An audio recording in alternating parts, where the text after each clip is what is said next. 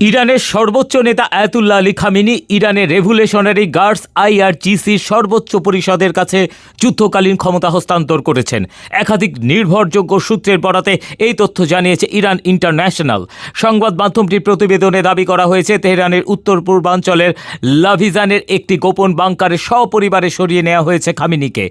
তার সঙ্গে তার প্রভাবশালী ছেলে মোস্তফা খামেনিও রয়েছেন। বিশেষজ্ঞদের মতে ক্ষমতা হস্তান্তরের এই পদক্ষেপ একটি সম্ভাব্য প্রি-অ্যাটেন্টিভ ট্রান্সফার অব অথরিটি, যার মাধ্যমে যুদ্ধকালীন পরিস্থিতিতে কমান্ড কাঠামো অক্ষুণ্ণ রাখা যাবে যদি খামেনি নিহত হন। ইসরায়েল ইরান চলমান সংঘাতের অষ্টম দিনে উভয় পক্ষ একাধিক হামলা ও পাল্টা হামলায় জড়িয়েছে। ইসরায়েলের একাধিক আক্রমণে ইরানের সামরিক ও পারমাণবিক স্থাপনায় বড় ক্ষয়ক্ষতি হয়েছে। এর পাল্টা জবাবে ইরানও ব্যাপক ক্ষেপণাস্ত্র হামলা চালিয়েছে।